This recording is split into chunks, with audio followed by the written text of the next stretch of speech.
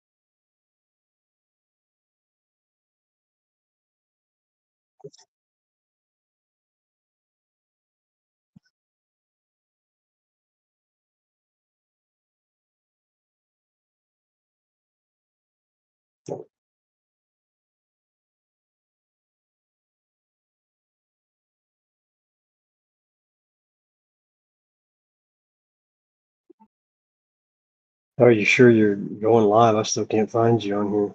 What channel are you on?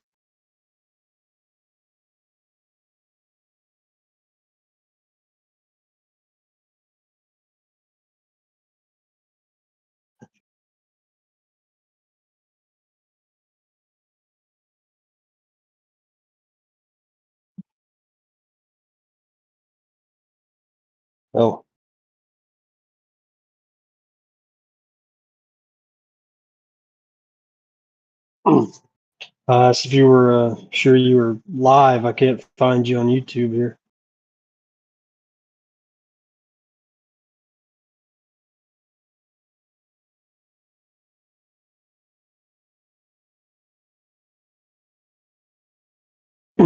Which channel are you on?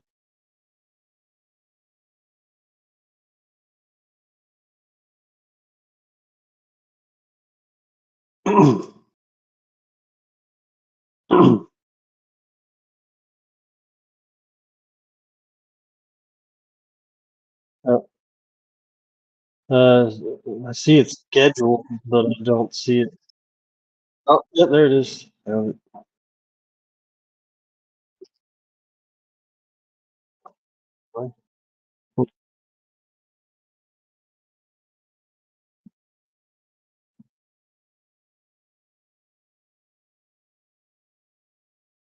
Check. Can you hear me?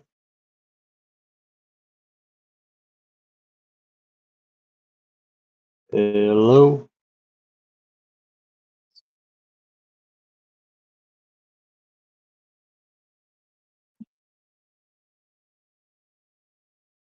Hmm.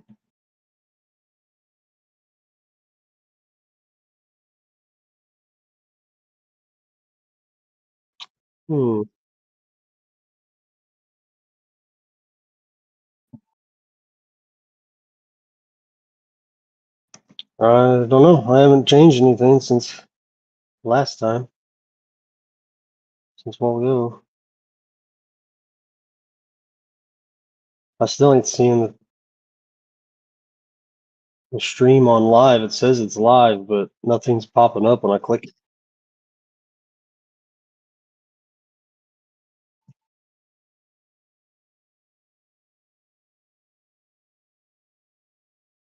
Huh. Can you hear me now? Yes. Yes, I can hear you. Nobody else can, though. I'm taking over.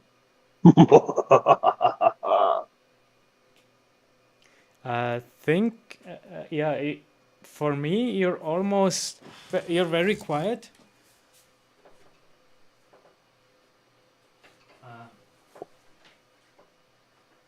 Live. And now I hear you again louder. Perhaps it's just a bad audio cable.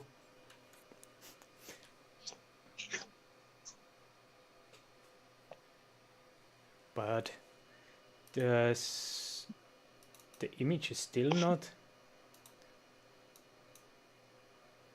recorded. That is okay. I guess now it is recording. Now I don't record the screen anymore. I now record the window itself.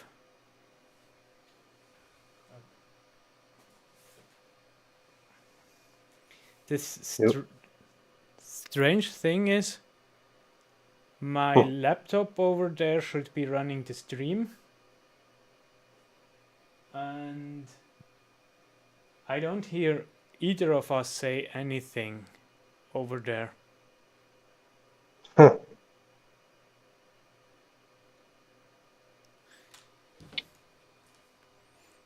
I suspect it is not the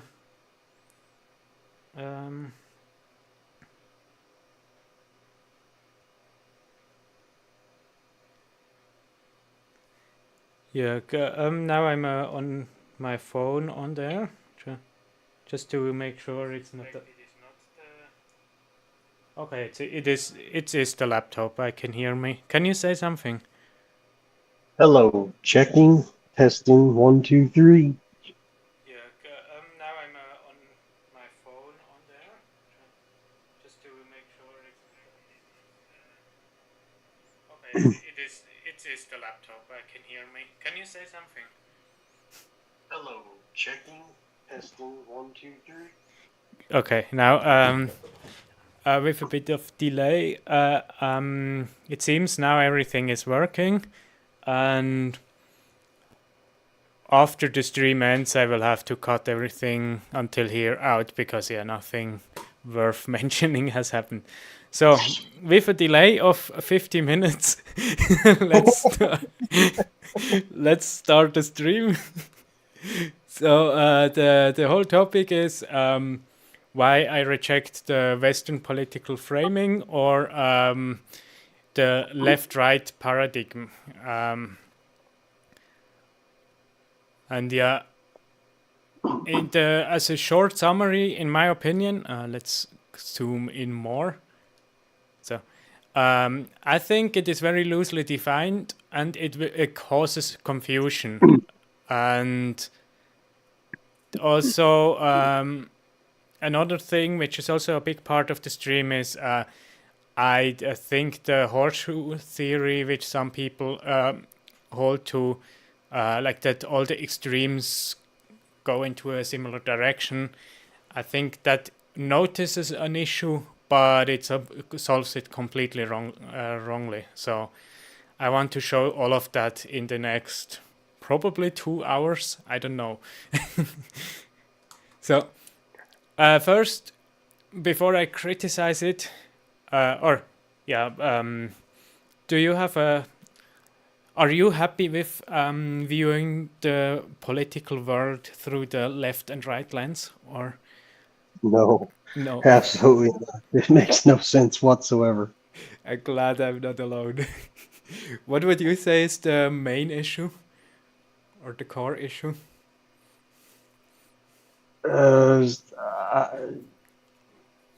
People that claim to be on the right have the same political beliefs as the people on the left. They just pointed in a different direction.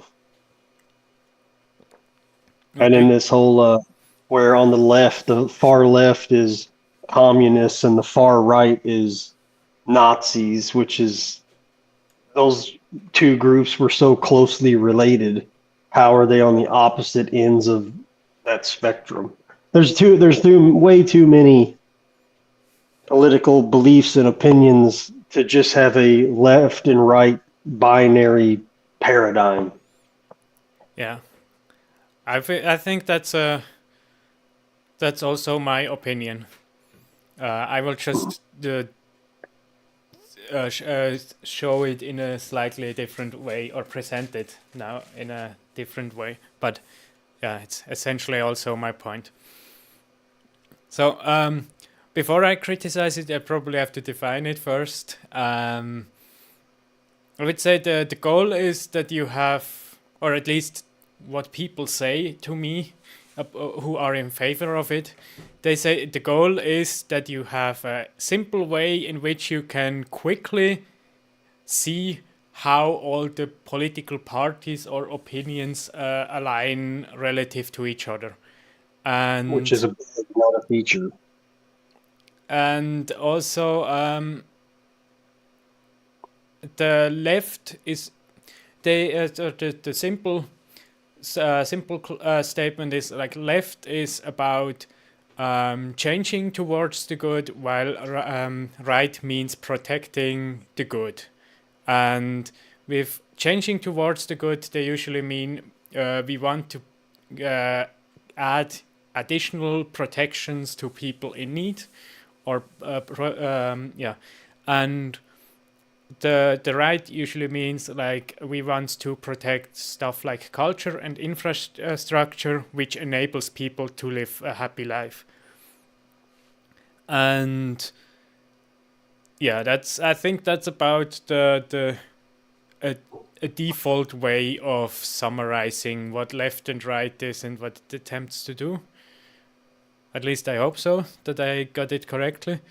And the issue is that I reject the whole framing, and I think it simplifies way too much, and it also misapplies stuff so that people think they don't understand things which they but they could understand it. It's just that the language is misleading, and that's why they think they are more stupid than they are, and it causes confusion. So I think the left-right framing is actually detrimental. It's not just not all that useful, I think it's actually detrimental. And yeah, the first point why I think it's a stupid concept is if we track left and right throughout history, then it's always something different. In the French Revolution, it was like the right was the monarchists, and the people for I think the Catholic Church, yeah, and left was for freedom of the individual and for rationality and stuff like this. Then during 19th and 20th century, it changed into economic system like socialism versus capitalism, and during the World War, I don't want to open that can of worms, and then after World War, it was UdSSR versus America, and then during the time I grew up in America, it was Democrats versus Republicans. So every time it's something completely different, or not completely different, but different enough that it's not the same anymore. And of course, I simplified way too much, partially because I'm not a historian. I don't really care about it. I just view how people talk about it. But my point still stands. It is not the same. Left of the French Revolution is not the same as left nowadays. And the same with the right. I think the monarchist faction has died, and some of them try to resurrect it again, but they are a very small minority. So that's something completely different, the right now versus then. Left and right in America isn't even the same thing it was 30 years ago. Yeah, pre-Trump and post-Trump is also a difference. And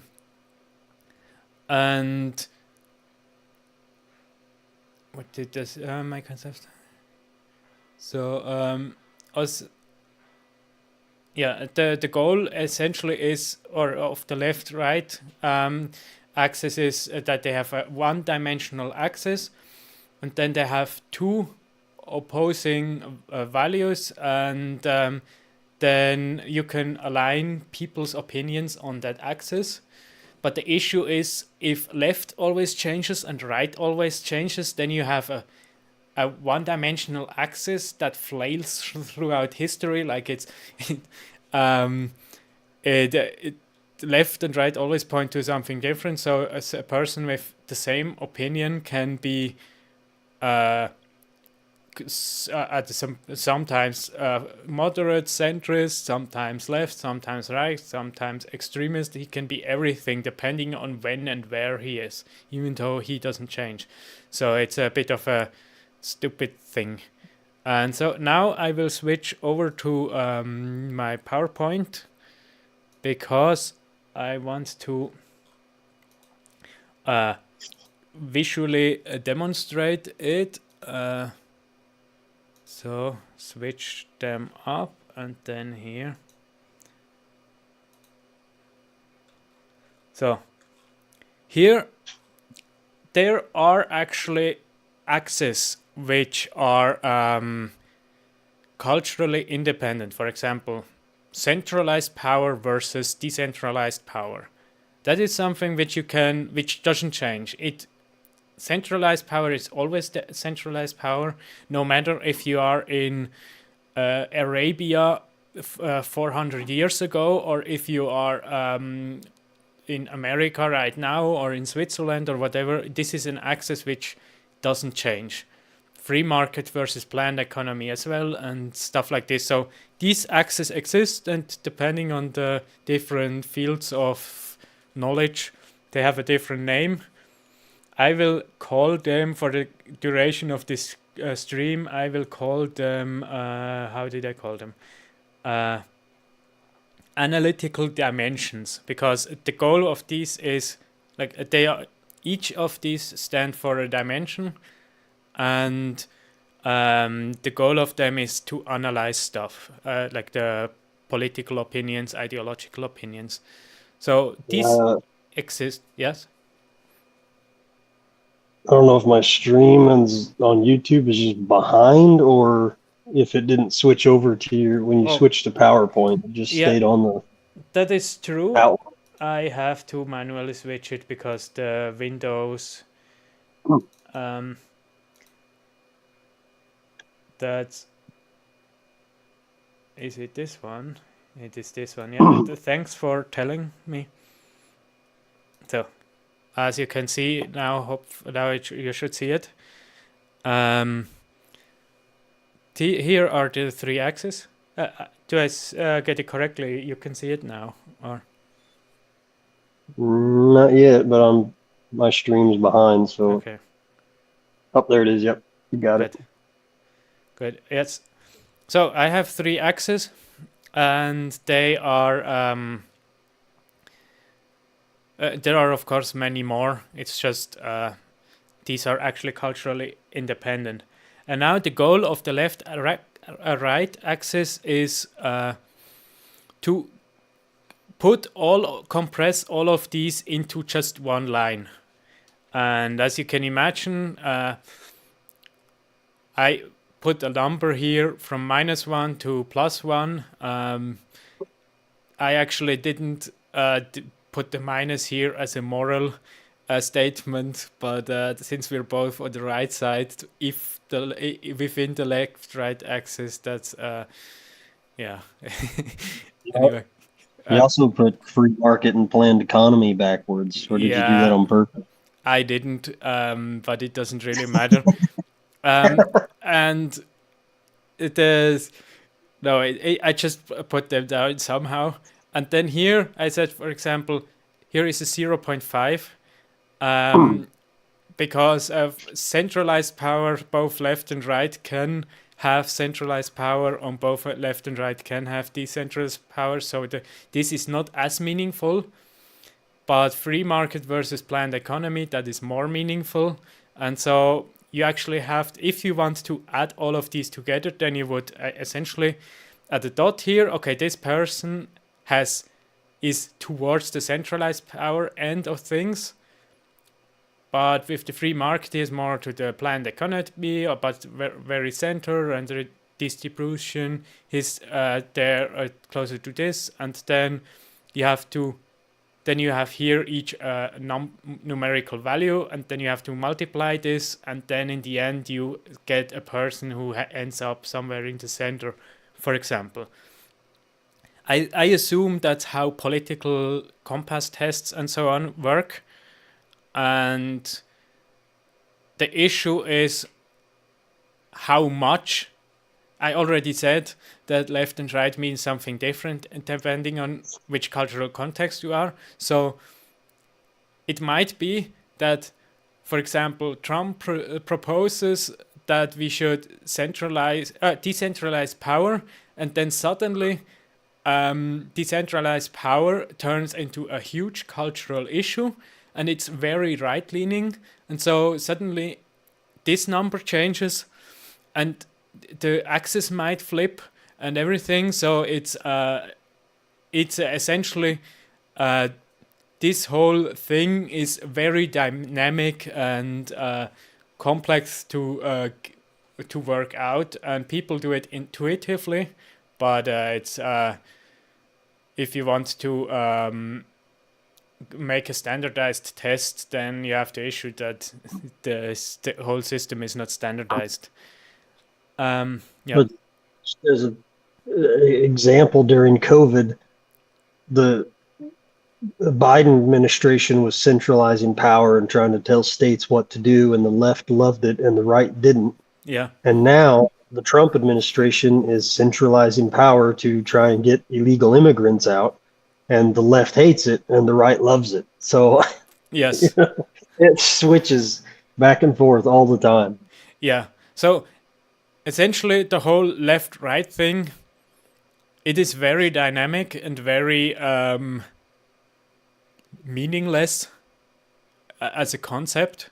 As long as you just want, as soon as you want at least some level of precision, it starts to be completely meaningless and misleading. And but this whole concept has reminded me of something else. Namely, you could, instead of making these two axes, like naming it here, name it left and here right, you could, for example, put here moderate Muslim and traditional Muslim, or you could have what for other example, first wave feminism versus fourth wave feminism, or you could add any two positions, and then you could create such a thing here. And so, or in other words, so in one way, this means this thing is just an arbitrary set of criteria on how to look at everything. But if I look at it in another way, this essentially just means left is an ideological position and right is an ideological position, and everything is, or people who view things through the left-right paradigm essentially just have two ideological positions, which and then they try to view the whole world and everybody's opinion through these two ideological positions, which is obviously, if stated like this, it makes it obvious that it's a stupid attempt to do. It only, well, that's the point. So you can hear one opinion from somebody and throw them into one of the buckets and decide whether you have to listen to them or not. Yes. And yeah, I had the thought, but I forgot it. So anyway, that's the so it's essentially just, you view everything through the two ideological lenses, and then interpret the other everything else through that, and that's one issue. And now I want to actually look at this in a bit more, or how the the axis or the visual map, or I want to visualize how that looks like. So here you have an opinionless center person who is happy. He never thinks about political things and just goes with the consensus of the public. Whatever people do, he just thinks, yeah, it must be right, I don't really care. Then you have the moderate left, which are represented with a heart, and the moderate right, which are represented with the brain. It's like this is. I took these two because there is this claim: if you are not left when you are in your 20s, then you don't have a heart, and if you are not right when you are in your 30s, then you don't have a brain. So I took it was from there where I took this, and if you are in, like, it depends on in which camp you are.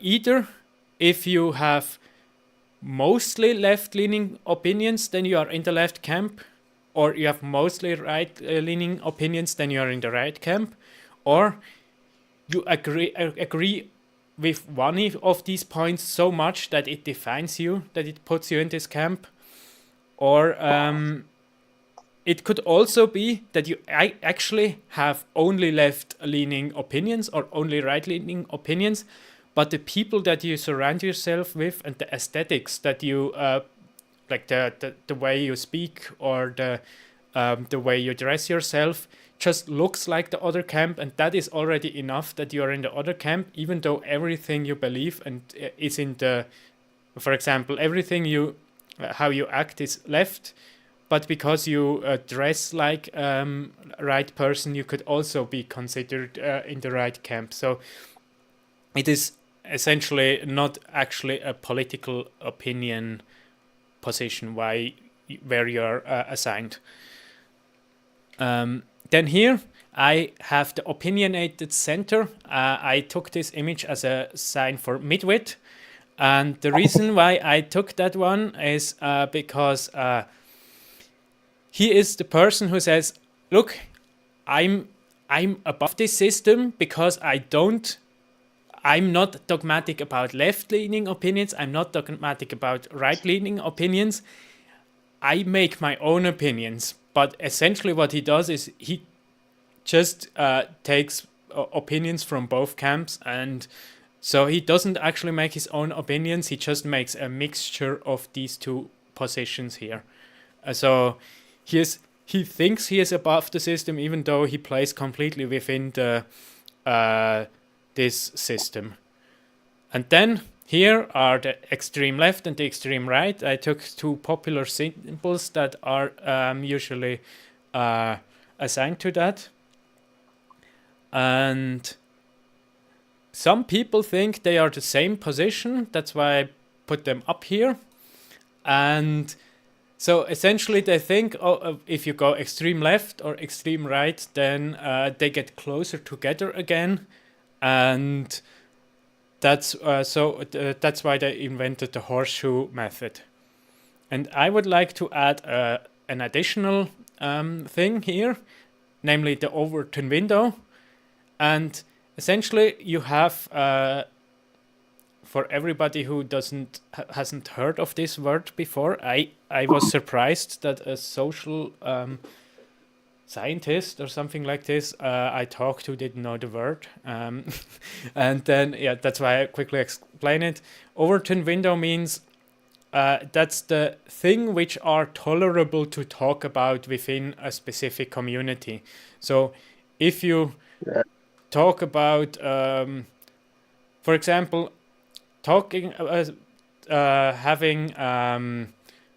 drag queens at schools was outside of the Overton window 20 years ago, but now it is not. So it changed. Before it was a terrible thing to do, and now it is acceptable to do. So that's the Overton window.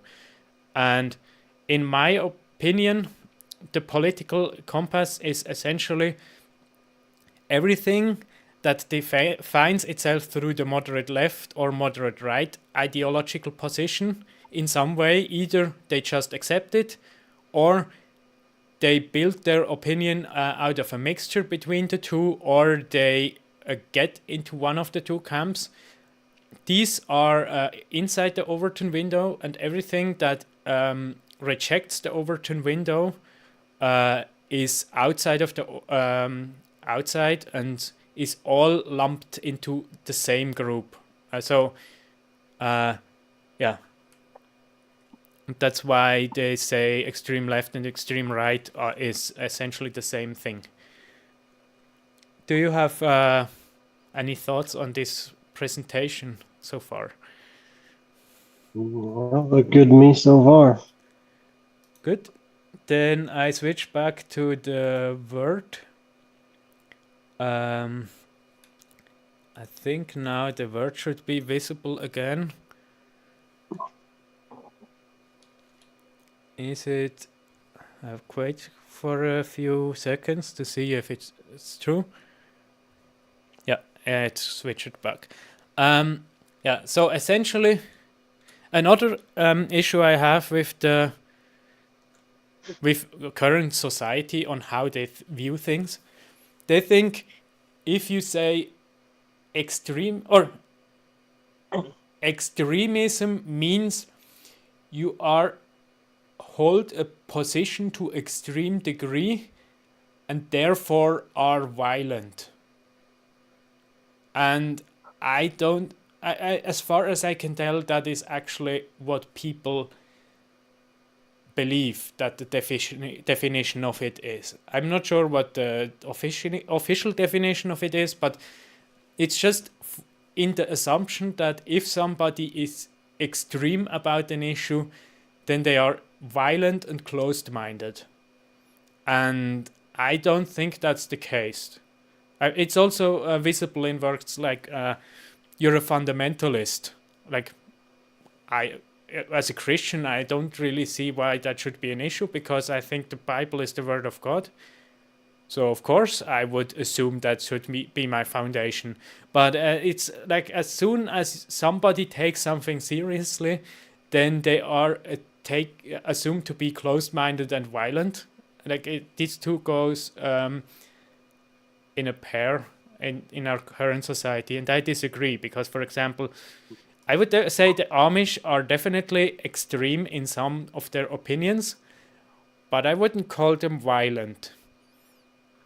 Or also sometimes the centrist position, like the which I showed as a sheep, this position can be violent.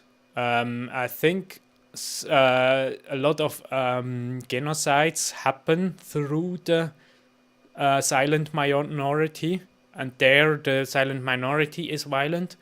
Or if you are of the opinion that fetuses are human people, then abortion is killing, and if that is true, then the centrist position is a violent position. And so just because there are extremist positions that are violent, that doesn't mean every extremist position is violent. And so these two are way less connected than people think they are. Would you say that is a... Did you also make that observation? Or Yeah, that's the stigma they attach to that word. So you have an opinion, they can label you an extremist, and then you get thrown into the bucket of people I don't have to listen to. yeah. Even though, in your Overton window, the 3x5 postcard of allowable opinion is, if you turn on Fox News, you hear, well, should we just bomb Yemen, or should we send troops into Yemen? And then people more in my camp would say, how about we just leave Yemen alone and mind our own business? And they get labeled the extremists, the people that don't want to drop any bombs. Or the people who don't want to support Ukraine. Right. So it works in both directions. Yeah. Or in something which you would probably like as a statement is just because a person doesn't want to do the violent themselves doesn't mean they don't support a violent position. For example, I've heard my department boss told me in my face that he thinks people who don't get vaccinated should lose their job. And he said that to me while I called him that I have to stay home because a friend of mine had corona and I had to be in quarantine, in a just in case quarantine. And I have to do that because I'm not vaccinated. And during that phone call, he told me that. So just because he doesn't want to do the violent act himself doesn't mean it is not a violent position in itself. So I also want to, and so that's like the pacifist, opinionless sheep can hold a position that necessarily leads to violence. It's just they don't do it, and then they're fine with it because they didn't pull the trigger or didn't do the whatever. So that's also something which I wanted to point out here. I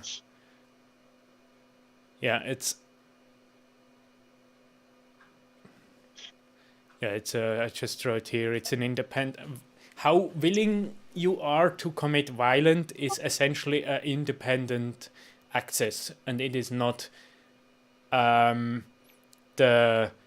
violence to centrist. But I could quickly switch back to the other to the PowerPoint presentation just to show something. No, not this one. This one. Okay. So is it already visible? Yeah. What I want to say is essentially here they have a compass. Here is the moderate left position. Here is the moderate right position. And so this is this axis here. And this axis here is how dogmatic are you about your position, about your opinion. I deliberately put this sheep here. By the way, these are not meant as insults. I just like to have spicy images. So the opinionless sheep is at the at the bottom because it just doesn't care about the issue. Then these here are essentially also just following the trend, so they are slightly lower than the opinionated center.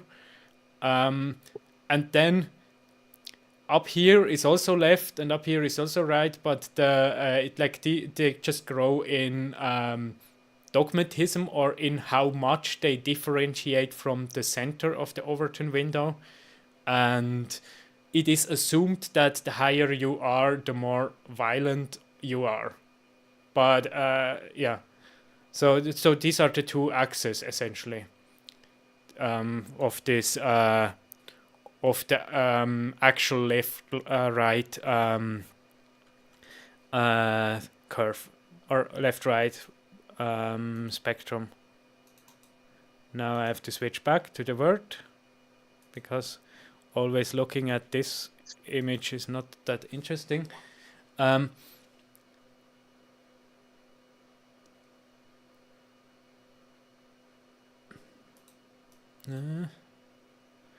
So what is the next thing? The other thing is here I showed communism as the most extreme left and Nazism as the most extreme right. Not because I supported this position, but because this is the generally assumed thing. And I think it's not just, and this also means, I think the people who think that think if you hold a moderate position, for example, moderate left, and if you just are more dogmatic about it, then you automatically end in the communist camp. Or if you are on the right, moderate right, and if you start to be dogmatic about it, then you automatically switch into the Nazi camp. So it's like they think it is a scale, and then if you are, the more convinced you are of the position, the more you switch over to the right or whatever. and then you automatically end as a Nazi or as a communist. And so that's one thing which I noticed. And another thing which I noticed is some people have heard this is a threat to our democracy. I think that's that is by now a commonly known sentence, and on the right, people often use it mockingly because sometimes it's used if this political party is voted in by the opinion of the population, then that is a threat to our democracy. And essentially, the issue is not that it is not democratic or it doesn't follow democratic processes, but the opinion of this specific political party falls outside of the Overton window. Usually, I think most of the time when I hear it is populist right. But yeah, essentially it's just the issue is not that this position is violent or that this position is whatever. The issue is that this position doesn't grant the current narrative as it's as true. And so it essentially it undermines the Overton window, and so that is treated as equally violent and equally extreme as if somebody is actually for violence and terrorism. So I think that's also something which I noticed, and I assume you also observed something similar. Yep.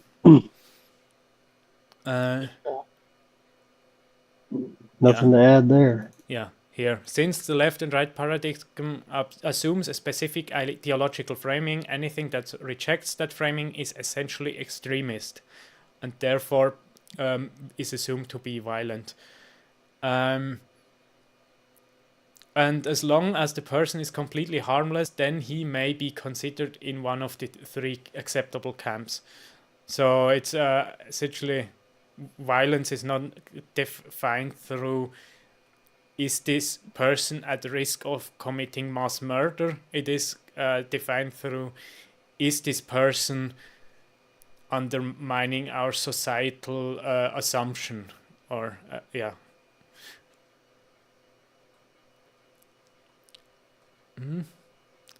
And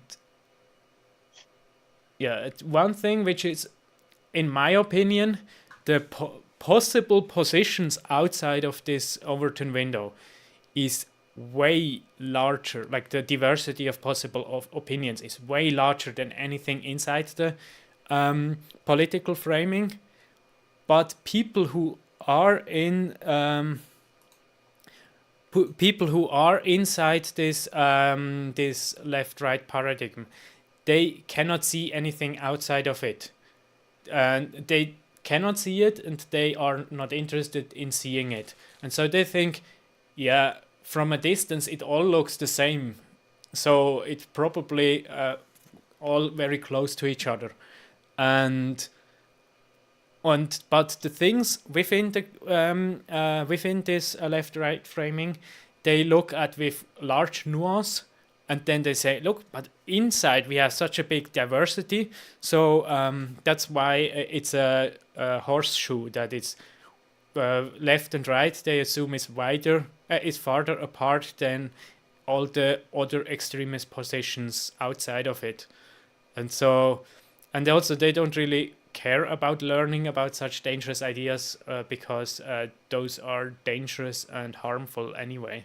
And who wants to learn about dangerous and harmful ideas? And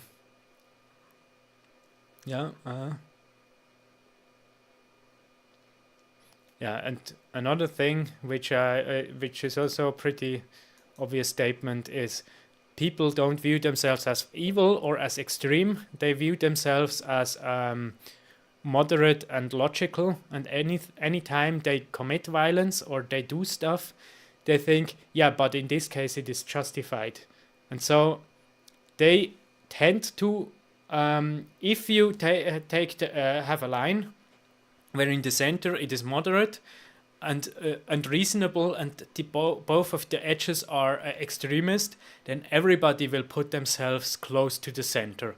I mean, sometimes they say, yeah, I'm the center, and sometimes they say, yeah, I'm slightly left or slightly right to the center, but they don't say, yeah, I'm an extremist. That nobody really does that, or few people really do that.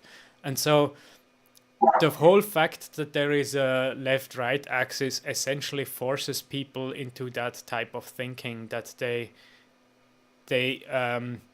it essentially causes people to reject other people's opinions. And yeah. And also, what is this? Yeah, I think that I already said that. So, here are two other, like the horseshoe. I already explained the horseshoe method plenty now. And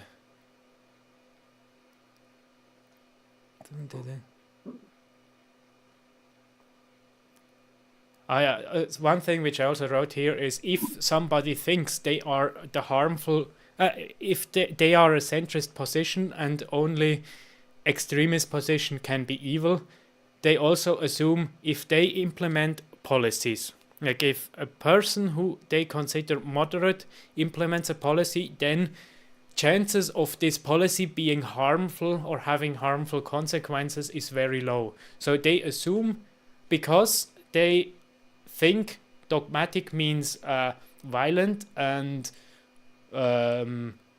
compliance means harmless, they assume if you're just a moderate centrist, then that means anything you do cannot be with harmful consequences. Of course, if you just ask them this directly, they wouldn't say agree with that. But I think it's a pretty logical consequence which people automatically slip into. But what happens if somebody is like all the way to the left? Like they think AOC is way too moderate and almost there is right center, and then you think, yeah, but essentially nobody is left to the left of me, and then something happens. I will switch back to the PowerPoint presentation again. I think it's this one. Yes. Okay. And here, as you can see, the person all the way to the left, the leftmost position, they say, yeah, but nobody is to the left of me. And the centrist and the far right, they look pretty much the same to me. And so they invented the fishhook theory. And that means it's not a horseshoe where both extreme ends meet, but it's the if you're at one of the extremes, then you think, yeah, but the center and the far right they are the same, and so that's why actually the centrists are evil. But this concept I've heard on the right too. Essentially, they say, yeah, the conservative, moderate politicians, they want to implement all the far left policies too. They just want to do it 10 years later. And so it's a thing which happens on all sides. So I don't want to blame the left for that one. Then, or I don't want to exclusively blame the left on that one. Let's say it more precisely. And then there is another approach that is saying, yeah, I see there is a left and there is a right, and I cannot agree with both of these. So they are not the this middle position, this thoughtful centrist position, who say, yeah, but I want to select all the different policies of left and right, but they think the whole framing is wrong. And actually there should be a third position. This is the third Wayism, or this is this position. And in my opinion, they essentially see the issue that these two positions are ideological positions. They think they have to integrate their ideology as a third way. And in my opinion, that's essentially seeing a problem and actually seeing the solution, but doing only a fraction of what's needed. I mean, they don't reject the left-right framing. They just want to attach themselves to the left-right framing, and I think that's essentially a process that is doomed to fail. I don't think that will work out in the long term. I think a third wayism will never succeed. That's just like the as soon as you set up a two-party system, it will stay a two-party system. It doesn't matter if there is a. I think I have never seen a yellow American state. They're always either red or blue or purple. Because even in just the Libertarian Party, they try and get in elections, but then they just they attract the right wingers who like weed and gay marriage, and they attract the left wingers who like guns, and then they go to the middle or to the third party, and then start talking to each other and realize, oh, we really don't agree, and then split off again anyways. Yeah. I think the issue is here is fundamental. It's like as if you set up a talking pattern of two parties, then you're doomed to always keep two parties. And I think that's when it comes to political systems, I'm not all that good with it, but based on what I've heard is if you have a winner takes it all type of political system, then it will automatically end up in a two-party system. And in Switzerland, we have the top four parties have to rule together, and they have to get consensus, or it just happened to be top four. So since the ruling is the ruling is based on a consensus anyway, then you are not forced to say, I prefer this one, but it is doomed to fail, so I will have to choose the lesser of two evils. So you're not forced into that way, and I think the reason why the third wayism fails is because it is essentially a two-party system where it can only have two positions that are on one axis, and if you add a third axis, then it just doesn't work in that system. And so that's why I think it fails, not because it is not possible to have multiple possible views or positions. Did you understand what I want to say? Yeah, even just calling it a third party is acknowledging that it's a binary choice, and you're still working inside of that same system. And the left and the right, it's based on popularity contest. So it's winner takes all, us versus them. If a third one shows up, they both attack it because it's going to take power away from both of them. Mm-hmm. And they'll destroy the third way. They won't destroy each other, because even though they hate each other, they have to have each other, because the other is the enemy. And you have to point at the enemy to get your people to show up and support you. Mm-hmm. Yeah. And it's essentially the third wheel when you have go on a trip with two people who are in love and you're just also there. So yeah, I think the third way is that's a doomed attempt. Yeah.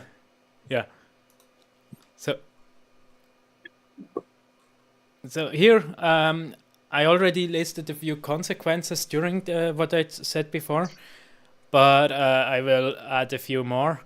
One first I start with the actual core of the issue. It acts as if I it don't is a think I don't think you political got your what? I don't think you got your. Oh, I'm there it is. Okay, yeah I I'm don't see your document pop up. All right. yeah. Um, One thing, or I think the whole core of the issue of this is it acts as if it is a fundamental axis, on an analytical dimension, or something like this. So it acts as if it's a political tool to look at things in a political way, but in actuality, it is just a ideological thing. So it conflates ideology and politics, and so if you tell people, look, that is a political thing, but you actually point at the ideological one, and then as soon as people start to look into it, then they notice that stuff contradicts and doesn't make sense, and they think they're too stupid to actually understand more than just a shallow thing. But in actuality, the whole thing is essentially a flawed system. But since everybody treats it as gospel, then they think, yeah, I can't be smarter than everybody else, so it must be that I'm just that dumb and only smart people can do it. So, and that essentially fosters elitism, that only the educated people are actually allowed to question things and to think about things on their own, and the lay people have to refer to the experts. And so I think that's one of the core consequences of this thing, and that's why I also don't like it.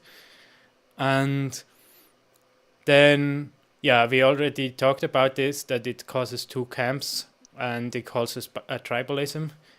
And yeah, it automatically turns into a tribal, into a two camp system, and it is almost impossible to, if you at least partially accept the framing, then you will automatically get into the tug of war of this left and right. And also, if it is this tug of war of two ideologies, then essentially people who are capable of influencing public opinion through media, through outrage, through whatever, they are the ones who can control everything through emotion. And so you shift the whole thing from an intellectual conversation into an identity conversation. That's actually already the third point. So, yeah. So you essentially move, if you view things through a left-right axis, you move it away from intellectual thought, from predictive analytic viewing at things. So yeah, then yeah, that's I already mentioned that as well. Oh yeah, another thing is, if you view everything through the left-right paradigm, then that means the only things that are visible to you are within that paradigm. That means if somebody doesn't act as a left person does, or if somebody doesn't act as a right person does, then you have no clue how to predict these people. You have no mental model of their behavior at all. And if they are somewhat smart, they can completely abuse that, and they can come in and say, hey, I'm such a nice person, and I act like the left. I just have to mimic these phrasings and whatever, and they put me in that camp, and then I can do whatever I want.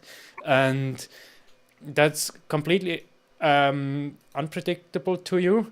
But it's not just that you open yourself up to scammers.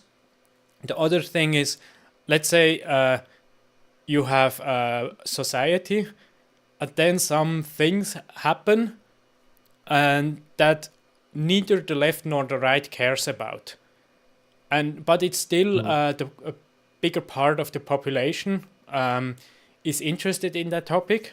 Then if you are still in the left-right paradigm, then you just think, why is suddenly everybody turning extremist? I have no clue. Where does that come from? And it's just because you're blind to whatever the other people are viewing that don't follow your thing. So I think that's also a big issue with the with this whole left-right thing.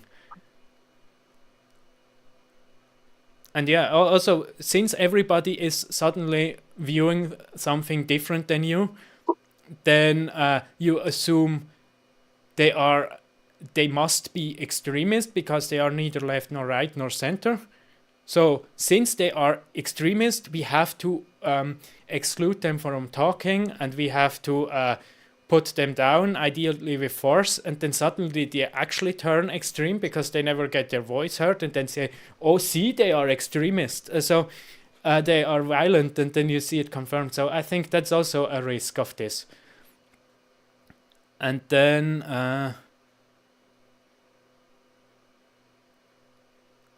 another thing is, or the last thing of this is,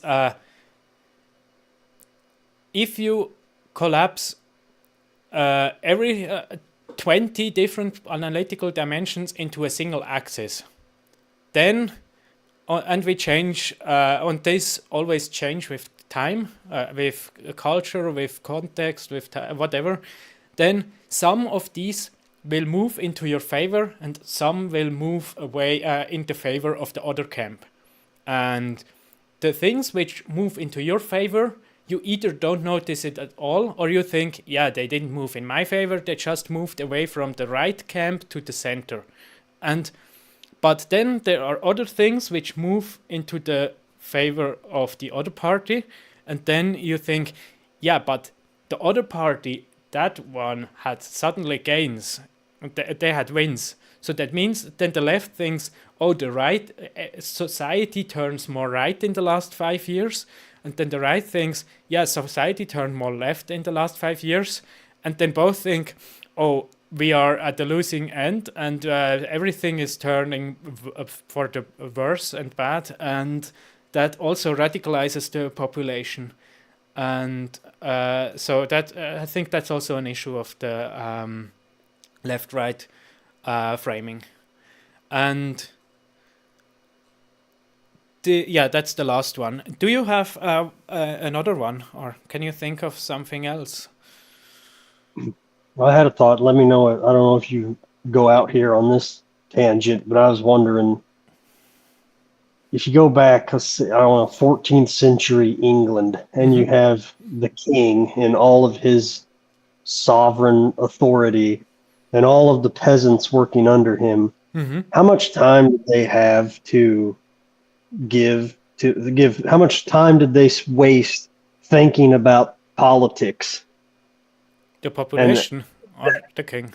Yeah, the population. Just probably very he little. Was the king, and he did what he did, and they didn't do anything about it. And they didn't spend their time thinking, well, if I hold this political position, I'm a good person, and that political position is a bad person. That wasn't part of their identity.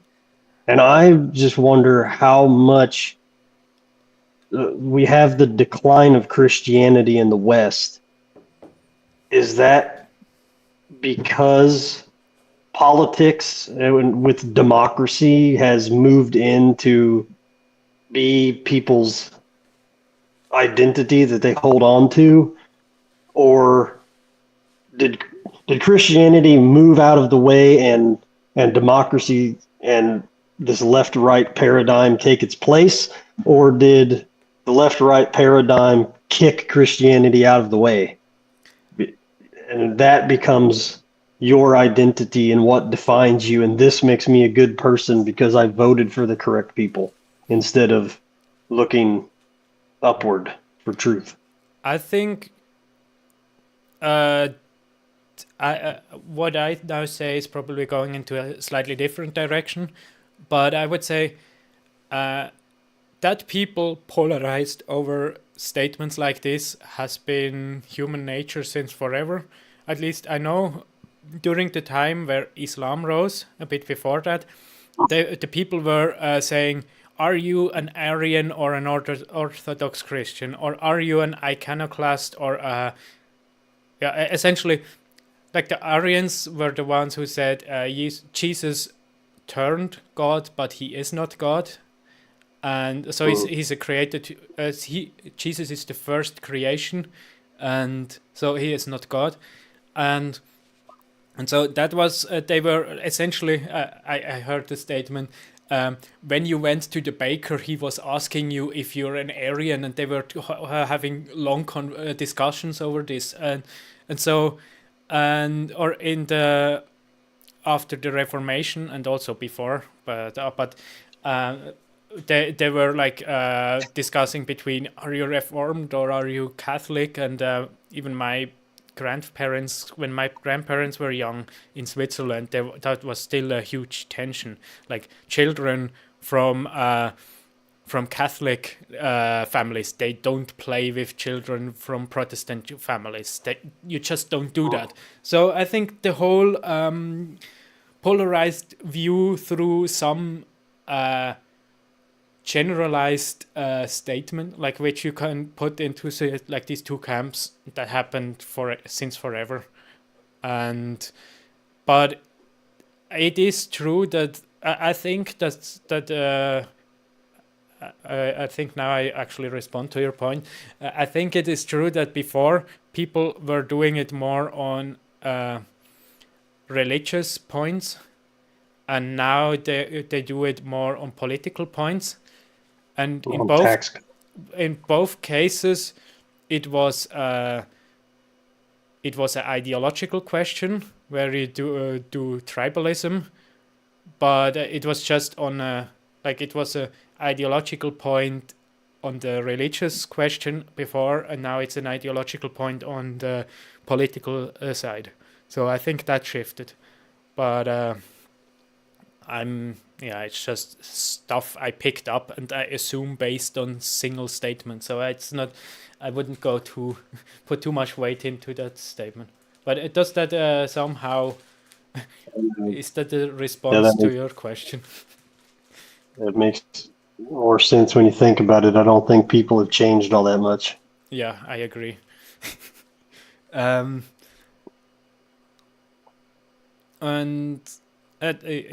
do you think one of these points is worth of critique, or do you think they are generally accurate? Yeah, I think I'm mostly in agreement. Mm-hmm. And now I haven't heard anything I want to yell at you yet. Yeah. And now that's funny because I wrote that text that said reaction to a likely pushback, and then when I told my father afterwards that I do a stream on that topic, and then he exactly gave this specific pushback. So it appears to be a good prediction. So essentially, it's the pushback is people may say that it is, or it may be wrong, but even if it is wrong, it is at least useful to get a quick overview, and that way you have a simple axis which everybody agrees on, and then you can see which party and politician stands and stuff like this. And when actually the funny thing is, my father said that, and then I gave a bit pushback to him, and then he essentially, with his reaction to my pushback, he proved that he doesn't even need it, because then he said, yeah, but I mean, he then sees that every politician is on this side and so, but then he looks at what they decide, which policies, and which, in Switzerland we can vote on things, on laws, and then he can look at the individual's vote and so, and then I was thinking that, yeah, but if you all do that anyways, then why do you even need this overview? You don't need it. You don't need it for anything. And so even, so in his case, his pushback didn't even apply. He just gave it. But there are things, my mom said the pushback as well, that, but not to this conversation, but where I had that specific conversation a few years ago with her, and I think in her case, I actually trust her more that she actually views things through this lens and thinks that it is accurate. And so, yeah. So there are people who actually give that pushback in an honest way because they can't see in any other way. And some people just give this pushback because they are indoctrinated into giving that pushback. And here, first of all, no, it is not all that useful, and it is misleading, and it causes tribalism and all that things. So that's, I'm not in favor of that because of that. But there is also something else. Just because something is useful and can, just because something can be applied to everything, and just because you can create categories based on that, that doesn't mean it is useful and true. Yeah, I fully agree that sometimes we can and we should reduce everything to a single axis, but that has two conditions. The issue needs to be reducible to a single axis, and you actually need to choose an axis that most meaningfully describes the landscape. And I would argue that neither of the two categories apply here with the left-right category. So it probably applied during the Cold War, where there were actually two fronts, and also there you just had state media, and that means everybody had the same source, and therefore everybody made the same opinions on the same issues. But nowadays that is definitely not true anymore. And also it is a bit of a... What? I don't even think it applied then. Yeah, because the people that were so worried about the Soviet Union turned the West into the Soviet Union to fight them and tried to justify doing it. Yeah, I just said it because it's a time where it was different and I don't know much about. So I applied the same type of reasoning as the people who are within the left-right thing, and said, yeah, everybody else is essentially the same. So I also just did that. But yeah, probably it didn't apply then either. But yeah, and also the thing is essentially a self-fulfilling prophecy. If you force everybody to view themselves in that framing, then everybody who doesn't have an independent thought will view themselves through that framing, and therefore, if you want to communicate with somebody, then you have to use the words that they are familiar with. And so you essentially, if you use this axis, then if enough people use this axis, then it turns useful in a sense that people are already familiar with the words. But it's not actually useful in itself. It's just communicating is easier. And in my opinion, there are better. Currently, I think populism versus elitism is more meaningful, or free market versus controlled market. I think these are more meaningful distinctions than a left-right. And also, I mean, what is left and what is right? A left-leaning person will define these words differently than a right-leaning person. And so, yeah. And here I will go to the last presentation from the PowerPoint. And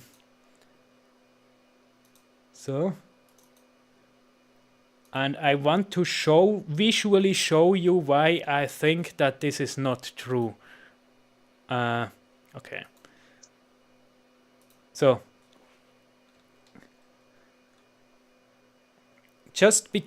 first, just because you can visualize something in a simple manner, or not something, just because you can visualize everything in a simple manner, that does not mean it is a useful description.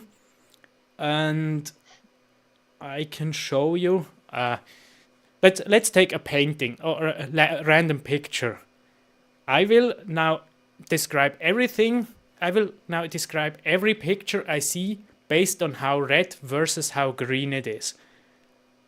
Of course, red and green are completely arbitrary. I chose them randomly, or not quite randomly. I chose them because they are easier to visualize. But I could also have chosen how orderly versus how chaotic is the image, or how pointy versus how round is it, or whatever, or how realistic versus how abstract it is. So I could have chosen many, but I now chose how red versus green it is. And so now here, this image, it is mostly green with a bit of centrist. I now will call yellow centrist, and a tiny bit of red. I now accurately described this image here. Here, this image is mostly centrist with a few clusters of red extremists. This image is split in half with with essentially moderate red and moderate green, and a concerning dot of red right in the middle of it. And this image is has red parts in it, had green parts in it, and centrist parts in it, and the green and centrists are more intermixed than the red ones. Like, they are more mixed. As you can see, with my scale, I could describe all the images. And no matter what type of image you give me, I will be capable of describing it.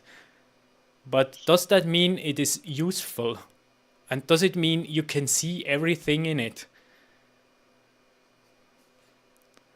Yeah.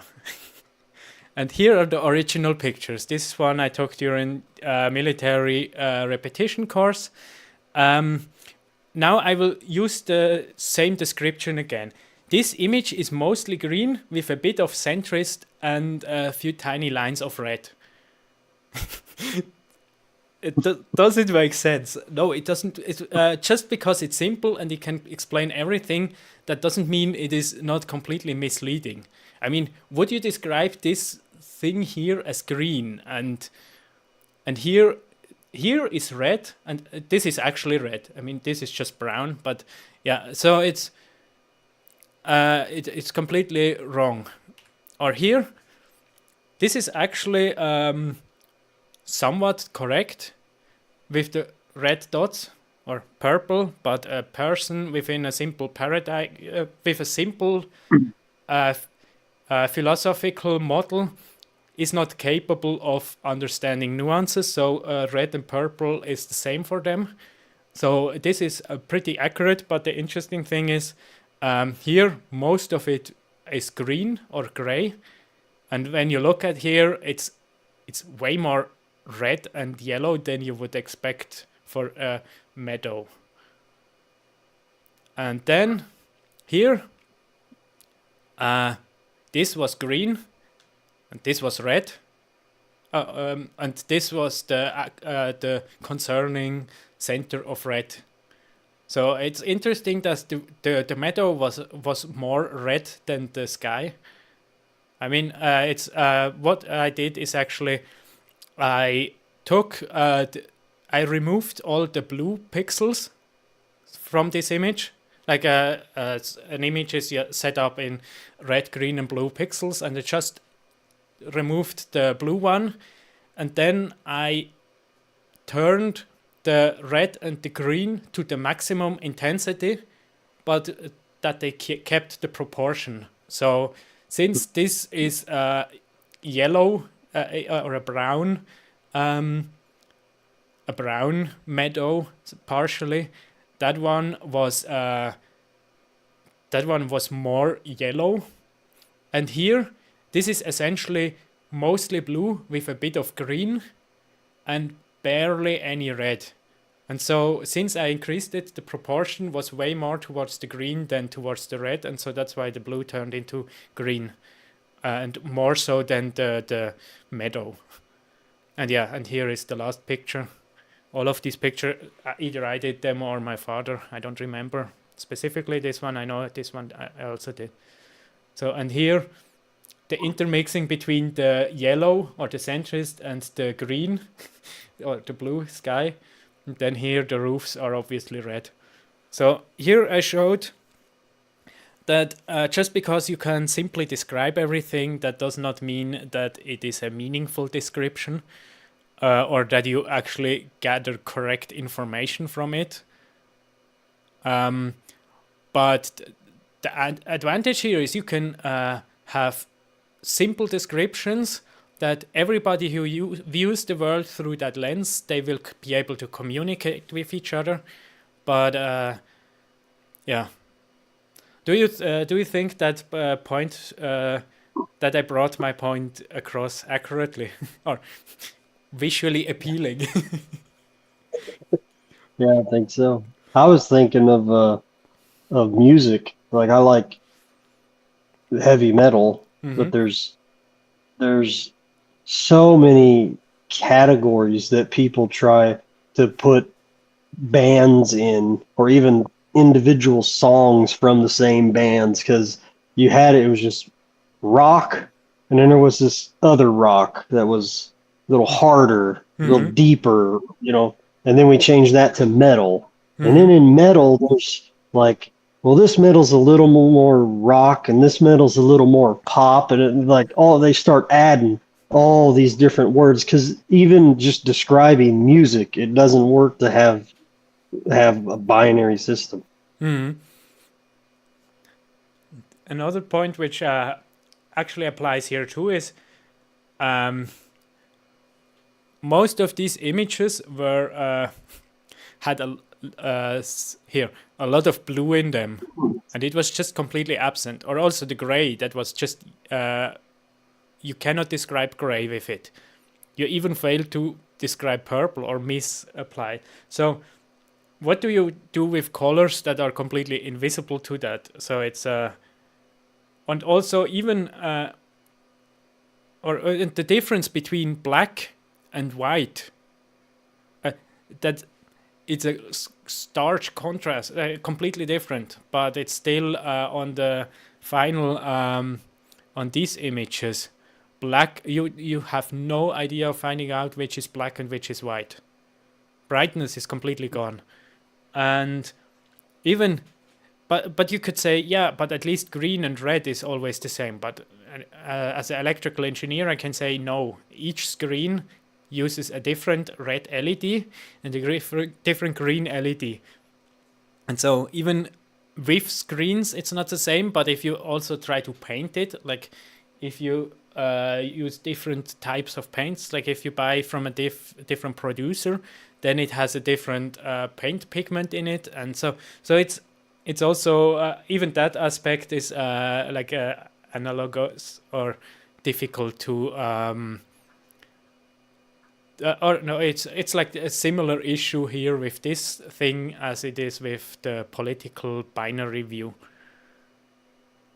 And so yeah, I hope I could accurately Go back to your image with the horseshoe and the Overton window. Yeah, we're looking at this image that you took the picture. This is black and this is green. This is black and this is blue and this is white and this is gray, and they all look the same because they are all outside of the Overton window. And here is left green, and here is red, and here is yellow, and they also look the same. And this, yeah.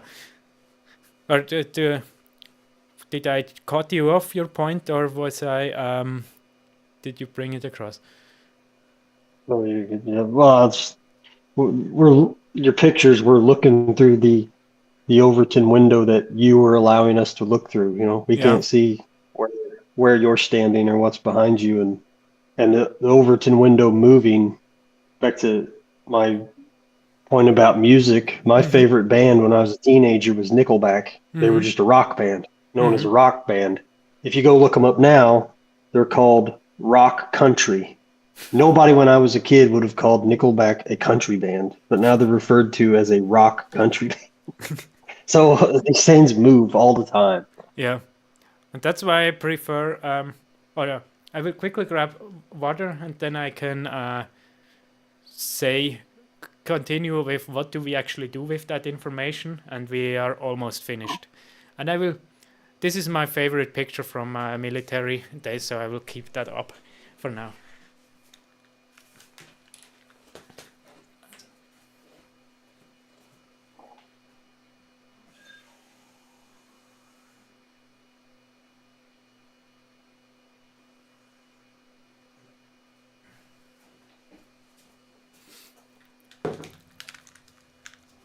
I'm back. Did I miss something? Nope. Good. I was making fun of your horse. No. Luckily, it's not my horse. Is that clouds? Yes, we looked They're or up above the fog. clouds on the mountain. Either clouds or Fog, yeah. fogs. I'm not sure which one. Both could be the case, but I suspect it's Oh, fog. it was the snow when I first looked at it. No. Yeah, that's the nice thing if you're in the with the horse guides in the military. You're always somewhere in the mountains, and yeah, then you have nice landscapes. Where is the Word document here? Let's go back to the Word document. So, what do we do with that? Like the pushback that they want to bring is, yeah, but it's simpler to have just a binary view. And I mean, yeah, simpler is not always more useful or more meaningful. But I will now go into the high effort thing, and afterwards to say, yeah, it doesn't really matter. But yeah, anyway, in I think if you want to actually learn what is actually the case and not just a specific simplified framing, then you would look at the things as political ideologies. And these are within a cultural setting. And yeah, for example, left in America and left in Switzerland are something completely different and also incomparably different. So if you say, if you some people would say, yeah, America is way more right, or the Democrats in America would be a right-wing party in Europe. That's a nice statement, but that's completely irrelevant, and because there are probably hundreds of different political axes, and then you just pick a few and say, look, in these points, the Democrats are more right than the default in Europe, and therefore Democrats are a moderate position, and so it's that's why I said, yeah, left and right is an incomparably different ideology in different locations, even at the same time. And Well, that's why the left here stands, locking arms with Stalin and Hugo Chavez, and the right stands over there locking arms with George Washington and Thomas Jefferson, and they both look at Hitler and say, I think he's one of yours. yeah, I don't. That's now something which I specifically cannot confirm or deny this statement. I don't know. But yeah, the thing with the Hitler, yeah, that one I can definitely confirm. Everybody says, yeah, but I mean, he's a socialist, and the other say, no, but he's a nationalist. But yeah, yeah. So here I find that a funny statement. In other words, there are many ideologies out there, and left and right are just two of them, or perhaps left and right are 40 of them, because each country has a different left and a different right. And so yeah, if we, for example, for me in Switzerland, or if I want to go to a different country, let's say we both look at England, then what we actually needed to do to get a understanding of what is happening there, like one that is accurate and not one that is good for PR, then we would actually need a list of ideologies that are involved in the current conversation. And then if you want to have such a list, and if you want to have an understanding of these ideologies, then here are a few questions that you can ask yourself. Which ideology is the mother of this one? For example, with that I mean ideologies don't appear out of nowhere. They are usually, you have a pre-existing ideology, and then the cultural context changes or whatever, and then this one changes into something new, or the current, for example, red pill is the mother of red pill would be feminism, because feminism caused an issue, and then red pill said, hey, but here is an issue, and then they created a new ideology out of this. So red pill is a reaction to feminism, and therefore in case of red pill, feminism would be the mother of the red pill. And then of course, what is the historic and also the geographic context of the creation of that ideology, and throughout different milestones in its existence. I mean, sometimes there are not that many milestones that you need to know, but sometimes there are a few which are relevant. Then, yeah, key individuals and key, that should be A, and key demographics are also important. I mean, it is interesting to know if like one ideology is mostly supported by farmers, or mostly supported by nepo babies, or mostly supported by whatever. It's often, and also I mean it's interesting to know, okay, communism, Marx was a relevant person, and just be aware of who he was and what he thought. I mean that would be nice to know. Then what type of problem does this ideology try to address? For example, as I said with red pill, feminism said, so okay, there was inequality, let's make it more equal by pushing women into masculine roles. And then the red pill says like, yeah, but now you essentially treat women as untouchable, but you are still humans too. So let's be more realistic about that aspect. And so is the problem that they try to address. And then also, what are its goals? Like that is more or less a similar thing, but for example, in feminism, it's like we don't want to be a suppressed class anymore, or social group of people anymore. That was the goal of feminism.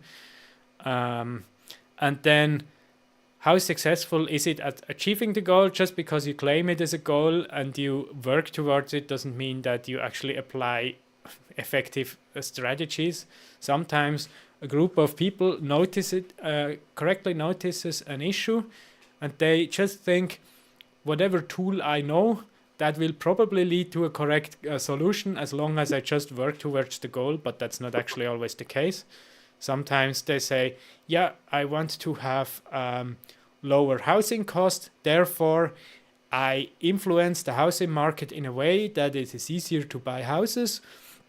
And then the second order consequence is that all the houses get way more expensive and only large corporations can buy them anymore. And then everything is more expensive. So just because you have an ideology that works towards a goal doesn't really mean that they actually achieve it. And then what type of problems does this ideology create? And for example, let's take a red pill again. Red pill overly focuses on how feminism created injustices, and then they want to be strict on this, and then they forget other issues. I currently can't think of one on the spot, but I would definitely find one if I wanted to. And also, since ideologies are always simplification of reality, that means if they react to a problem, their ideology will be created to react to that problem. But once they have an effect on the system, or once just enough time passes, then their ideology will not be as ideal anymore, because then they are a bit like a fish out of the water, or like, yeah. And that also means that now they will also cause side effects, and that are unintended and that are bad.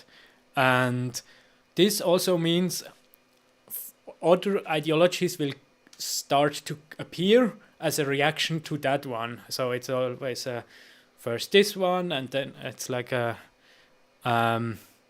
yeah, I wanted to use Paint now, but I don't care about switching windows. So just you can take it as a branching tree, that you have an ideology that is first useful and then it goes sideways, and then come a new branch, and that is first useful and goes sideways, and then comes the next branch that is first useful, and so on. And yeah, I think these are a few interesting questions you could ask about any ideology that you find. And then that way you will be not caught up into an ideological framing, or it will be more, you will be a bit more resistant to being caught up in ideological framing. And yeah, of course, ideologies can go across national boundaries. For example, there were Blue Lives Matter protests in Switzerland, if I remember correctly. And it's like, yeah, nice that you are here, but what are you protesting against? And sometimes they are just like this, hey, I want to be part of this global movement too. Sometimes it's just that, but sometimes it's, for example, the urban monoculture that grew in America, that is now, or a better example, feminism in Southeast Asia is a huge thing. It's even worse than it is in America. And the core is still the same, but it adjusted to the local culture and population. Or it is a mix between, because the local population is the one that actually needs to implement it, so that it changes in its nature, but historically it still has the same core, and certain things are the same.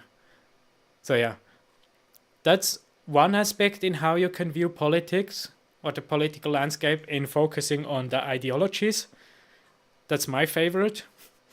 And then if you're a political scientist, then you can do what I already talked about, namely use the analytical dimensions.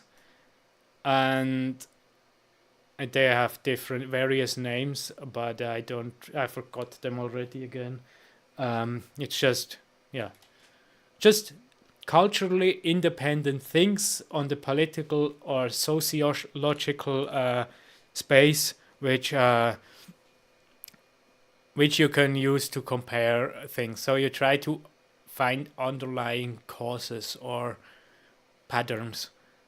And that, by nature, they are useful for cross-cultural studies, and also due to their actual meaningfulness, you can actually do prediction on society. For example, you can see free market usually leads to this outcome. So if we add free market principles to this new situation, then we can expect that this will happen. But for example, you may find out, for example, socialism, in my opinion, usually doesn't work. But after a while, I had to find out that it probably works relatively well with certain ethnicities, if you are still on a tribal level, I mean below 150 people. Then socialism and communism can work, but not if there are more than 300 people. And so it's like, thanks to these analytical dimensions, you can actually make predictions. You cannot do that with the left-right paradigm. That's just something to categorize people into useless categories. And then the third point, the third point I want to point out is that it all doesn't really matter. The most important thing is that you have people of virtue in power. So it doesn't really matter if you have a Republican or Democrat politician, or in Swiss terms a SVP or SP politician. If it's a person of virtue, then they will do a good job, of more or less a good job, and if they are a corrupt person, then they will always mess it up.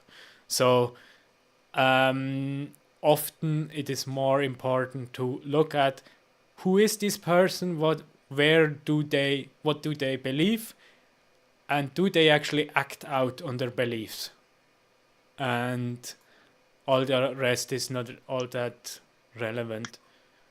But all the rest doesn't have to be relevant. It's still an effect. And yeah, here, now this is the last paragraph. Sometimes left-right paradigm is useful because if you talk to somebody who is clearly in the ideological camp of moderate left, then you are obviously allowed to call them by the name left, and or same with moderate right, or opinionless center, or whatever.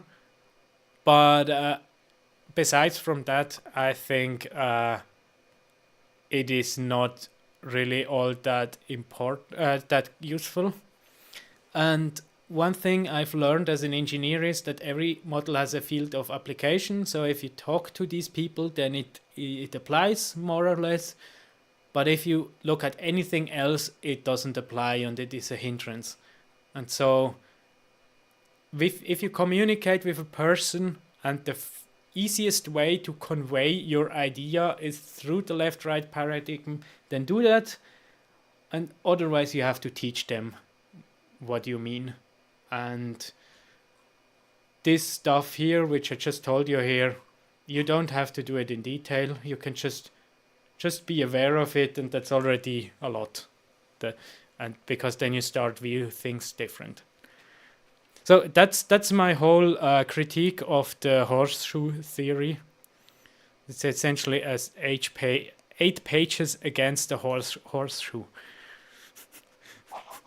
Do you have any comments or any? I rushed through the rest a bit. As we make fun of each other for, our imperial versus metric system of measurements. Yeah. But